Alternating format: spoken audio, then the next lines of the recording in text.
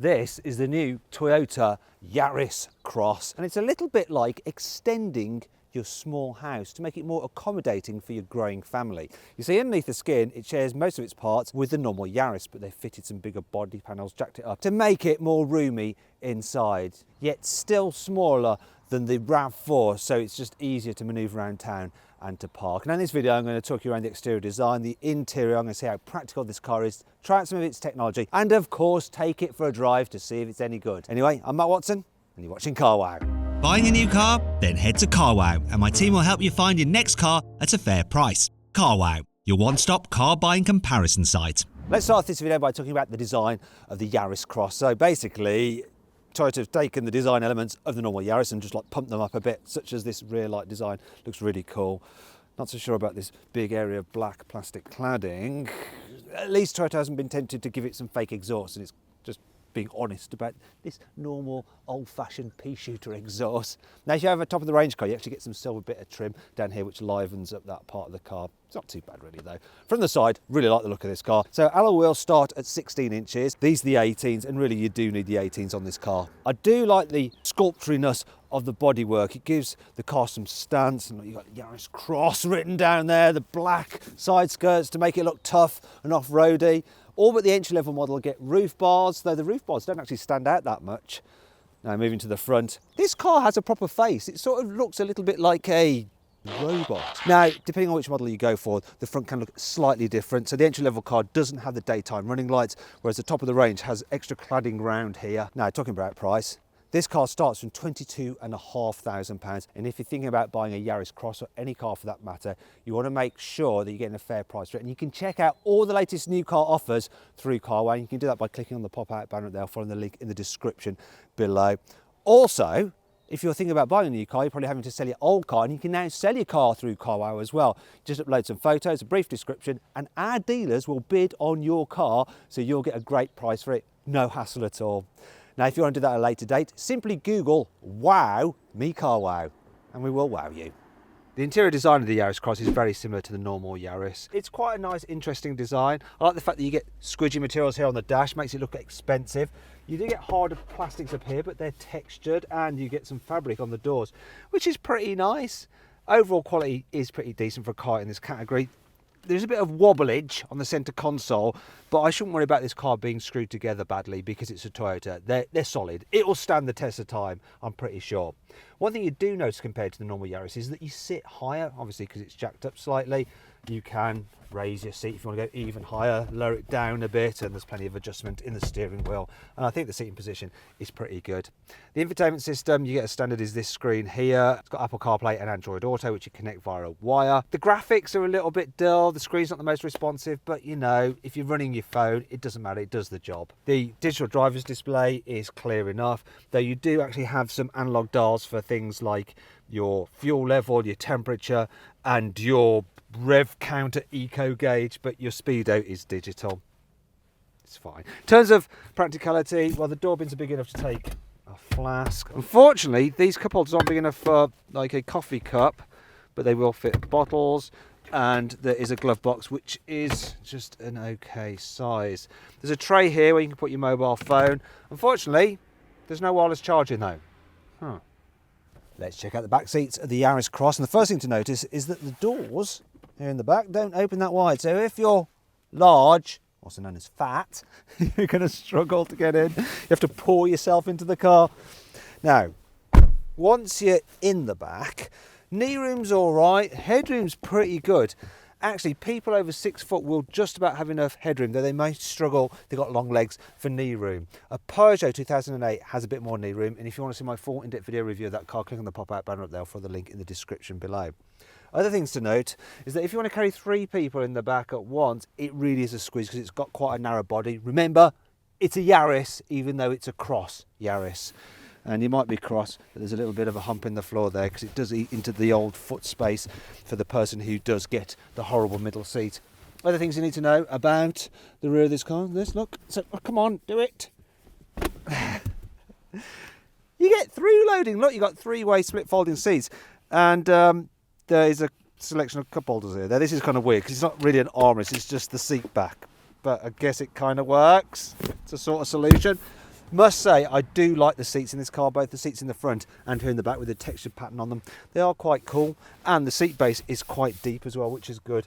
You have some door bins here, but they're not huge, but you can still fit a flask, look, just about. We've also got some storage here on the seat backs. Now, when it comes to fitting a baby seat, the good news is that you've got flip-off Isofix anchor cover points, which are very easy to get to. However, that narrow door opening does make it a bit hard to just manoeuvre a seat in. Also, you have to push the front passenger seat forward a bit to be able to actually fit a bulky rear-facing seat. Now, when you do that, the person in the front does have a little less knee room. It's not terrible, but it's not perfect. Now, let's check out the boot.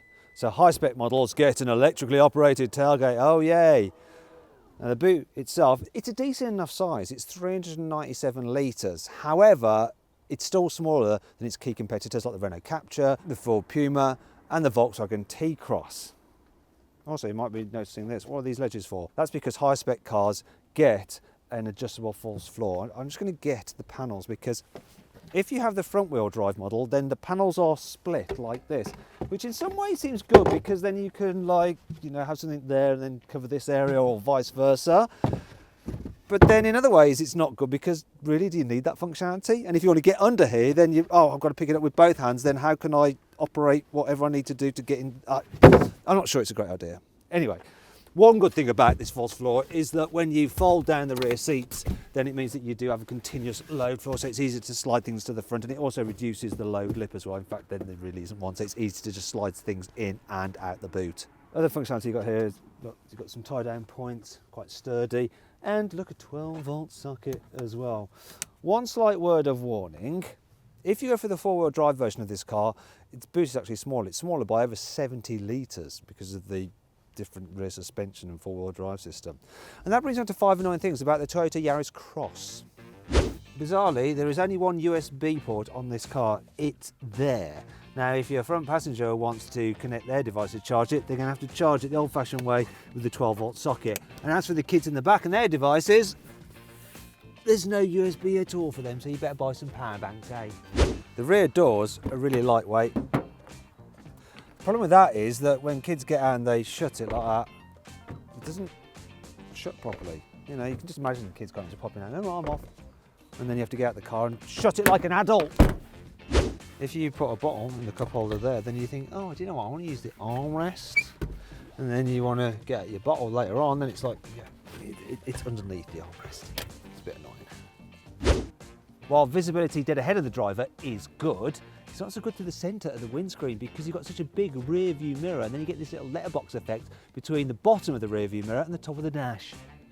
On most cars, the fuel filler cap is unlocked if the car is unlocked, but not on this Toyota Yaris. You have to release it using a lever inside the cabin.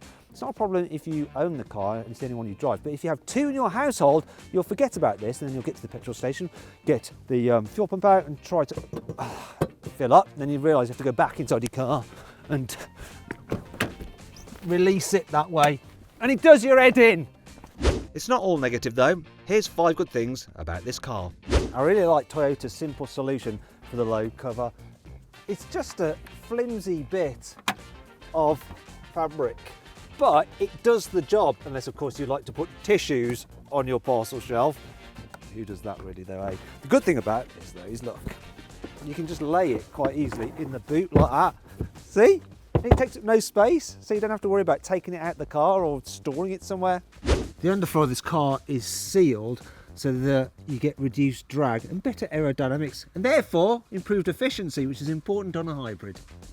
The hybrid system on this car, so the battery and the motor, only add 27 kilos to the weight as if it didn't have a hybrid system, which is pretty good considering it gives you better efficiency.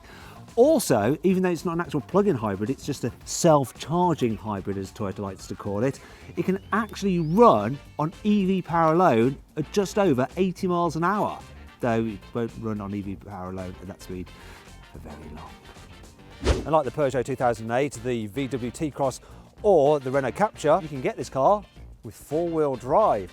And the four-wheel drive version has a limited slip differential on the rear axle for improved off-road capability. It also has upgraded independent rear suspension. Yeah.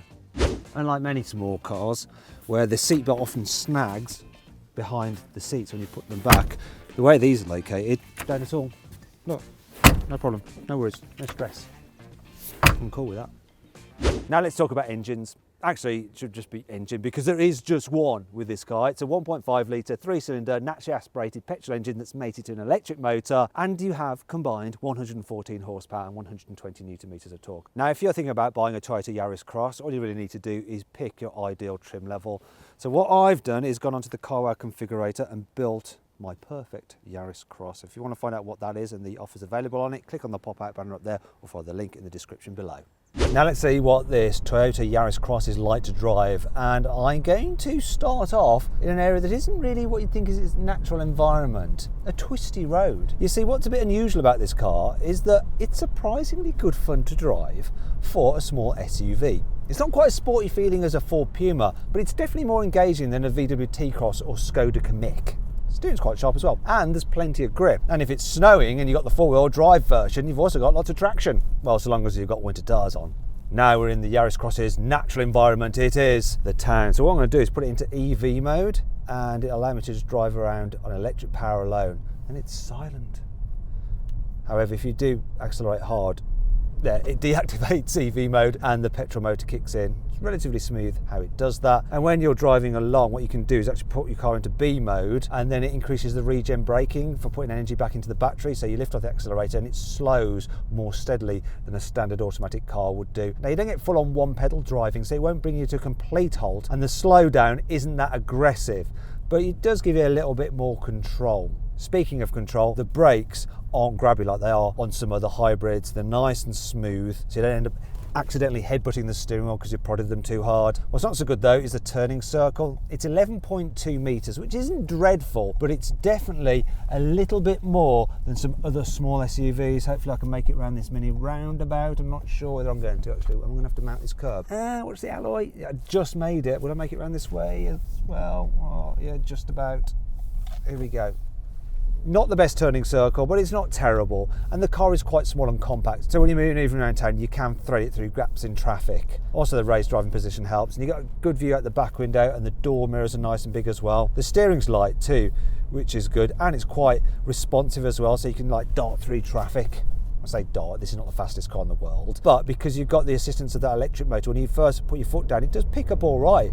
Speaking of which, when you're going faster, this car is generally pretty decent. However, you do get a bit of wind noise, and you do notice tyre noise a bit more than you would do in a Peugeot 2008. Another thing you notice is the fact that over rough surfaces, the suspension can seem a little bit fidgety at times. It's not uncomfortable, but it's a little bit firmer than you might expect from this kind of car. The last thing for me to mention is the economy, because this car is averaging 50 miles per gallon, and that's one of the reasons why I have a hybrid, really. They'll give you good economy. Overall though, it's pretty good to drive.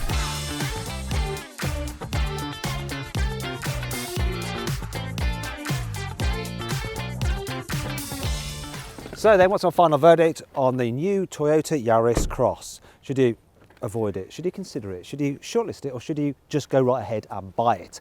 Well, I reckon you should shortlist the Yaris Cross. It's not the most spacious small SUV, but it looks good, it's good to drive, and it's very economical. I hope you enjoyed the video. If you did, please give it a like, it does help us. And if you haven't done so already, make sure you subscribe to this channel. Now, in the pinned comment below, I want you to vote whether you'd rather have this Toyota Yaris Cross or Peugeot 2008. Now, if you want to watch some other videos, click there. And if you click on that box there, you can go to carwow and you can sell your car through us. Our dealers will bid on your car.